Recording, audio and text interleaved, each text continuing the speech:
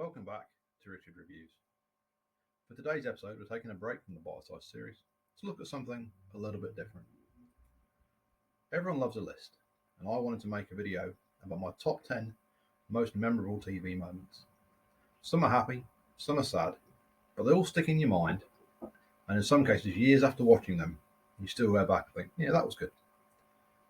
So grab a tissue, because a lot of these are quite sad, and let's get into it. Number 10. Caitlin Todd gets shot in NCIS. I've been watching NCIS from the beginning. I do like a good procedural cop show, and this is probably one of the better ones. So I was genuinely surprised when the team was standing on top of the rooftop at the end of an episode. Caitlin's getting up, pulling a bullet out of her body armor after being shot, when from a building across the street, she gets hit by a sniper. And just like that, in the second season, one of the lead characters is gone, but not forgotten. Number 9. Rodney and Delboy finally become millionaires, only fools and horses. I've been a fan of this classic British comedy for years, and it was really nice to see them finally get their payoff. And after all the scams and dodgy gear they sold, they find the timepiece that's been sitting in their shed the whole time, and they sell it for £6.2 million. The scene that's memorable for me is at Sotheby's when they're selling the watch. Firstly, Delboy faints when he hears the price that they're getting for the watch, and Rodney carries him outside and then brings him back around, and then they go back inside, and then there's Rodney's turn to fate. After all the years of them not getting anywhere in life and all the struggles throughout the series, this is the hilarious and memorable payoff of the iconic TV series. It should have been the final episode, but the specials afterwards, they were entertaining. Number 8. Banshee. Hood destroys Sanchez. Man, he got what was coming to him. This is one of the most memorable fights I've seen on the small screen or the big. It sets the tone for the show with its violence and the brutality. A clash of styles. Sanchez, who's the famous MMA fighter, brutally beats and assaults a woman, and he laughs at Hood when he comes to arrest him. Hood strikes first, and after taking a beating, he uses his ruthless experience from prison to gain the upper hand, and once he has it, he beats Sanchez until he's unrecognisable. The scene is bookended when Deputy Kelly chastises Hood. She thinks he won't arrest Sanchez because he's scared of Proctor like the old sheriff, and she tells him, meet the new boss, same as the old boss. When Hood walks past her after the fight, and he battered himself and bleeding, he looks at her and says, meet the new boss. Number 7. From Sharpe's Waterloo. We're going back, sir. This was a hard pick. It has some great, memorable moments, but I picked Sharpe's Waterloo and the deaths of Dan Hagman and Rifleman Harris. At the time in the series, it was the final episode. It had the Prince of Orange continually proving his incompetence and how dangerous it was for him to be in a position of power. Twice he gets hundreds of redcoats murdered, and he's just not taking any advice from Sharpe. Sharpe, Harper, and his last two riflemen, Hagman and Harris, are part of the garrison in La Haye-Sainte, the centre of the fighting at Waterloo. After the Prince arrives and Sharpe gives him an iconic serve, drowned out by cannon fire, it's okay, I can lip read. Sharpe and his three companions leave the farmhouse, but just as they leave, Hagman and Harris return, with Dan telling Sharpe, we're going back, sir. Sharpe looks at them in disbelief, but lets them go. You know it'll be the last time he sees them alive. After 14 feature-length episodes, they've been with Sharpe 10 minutes into the first episode, and there's 10 minutes left of the final episode. Sure enough, the Prince gets them to help him fight his way out of the farmhouse, pushing Hagman away as he begs for help. As Dan tries to get back up, he's shot at point-blank range, and Harris runs to save him, only to be stabbed in the back. As he dies, he crawls forward the last few feet and puts his hand into Hagman's hand as they both die. This is so memorable for me, as they were so close to the end. For years they were part of Sharpe's family, and his anger and sadness at them dying is felt by the audience. Dan was like the grandfather of the group, and Harris, a bit cocky, who was the clever guy who helped Sharpe time and time again. Number 6. Game of Thrones, The Fighting Pit. I could have gone with the Red Wedding or the Mountain versus the Viper, but this was a scene I felt the showrunners did a better job than the books. Dany is hesitant to start the fight, with Jorah among the 6 fighters in the Battle Royale. She's very angry with him, but her face shows nothing but concern that he might get hurt. As the fight starts, Jorah is in danger the whole time, outmatched by the second and third mini-fights, and he's saved really just by his plot armor. This is the first act of the scene. Jorah lives, and as he gets up, he throws a spear narrowly missing Daenerys, and it hits one of the harpies. They spring their trap. Hundreds have snuck into the fighting pit. Dany is in real danger with her few guards. People are being killed all around her. Exits are blocked off. She has to take Jorah's hand as they head down into the base of the fighting pit. Surrounded and her guards getting picked off, it looks like Dany is in serious trouble.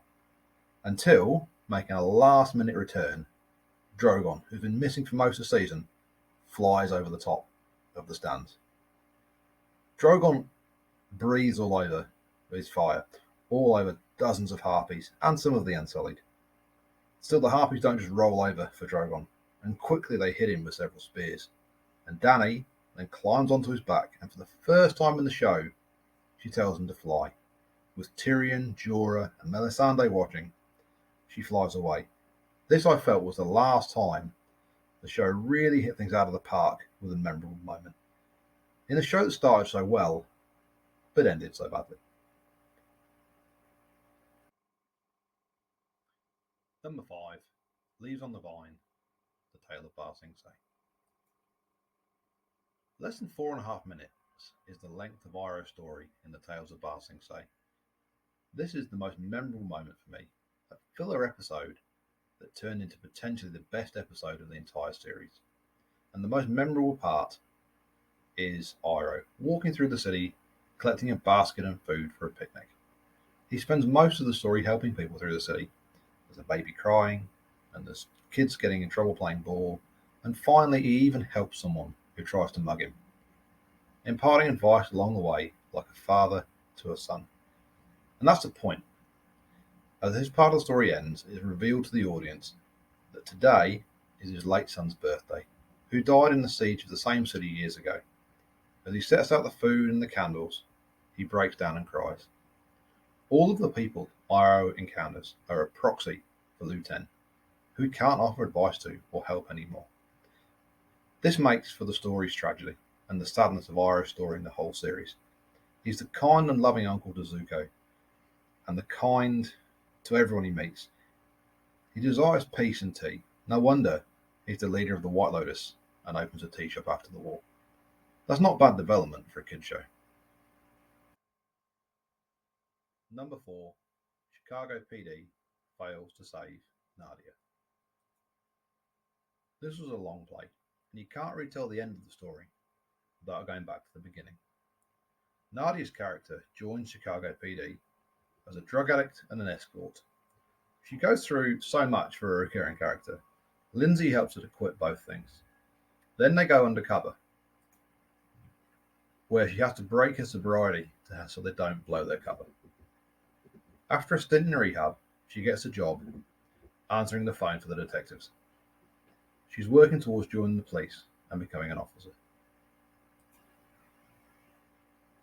Enter Greg Yates, a serial killer who gets the attention of Chicago PD.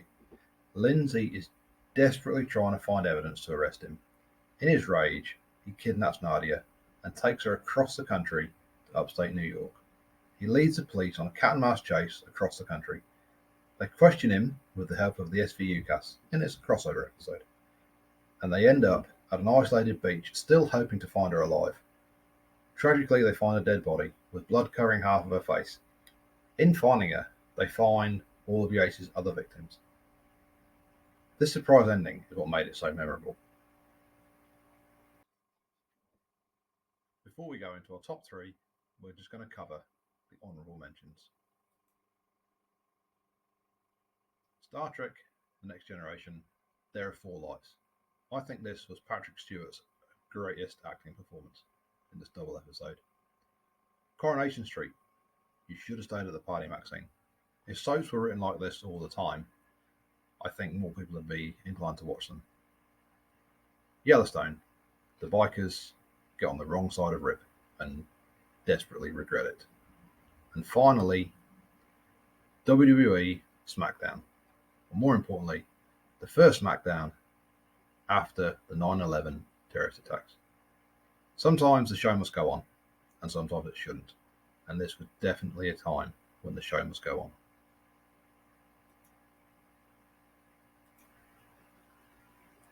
Number 3, Doctor Who.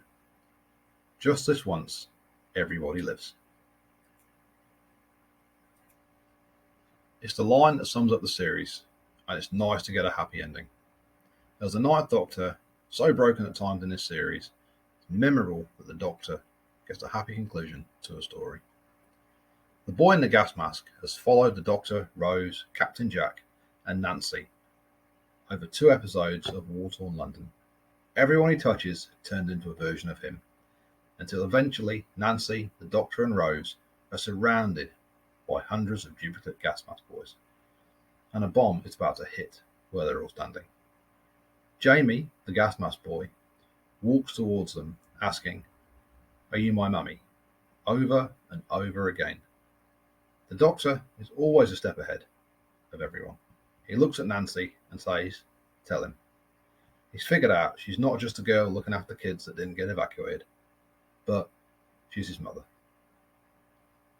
A final time he asks, and she says, "Yes, I am your mummy. I will always be your mummy," and hugs him.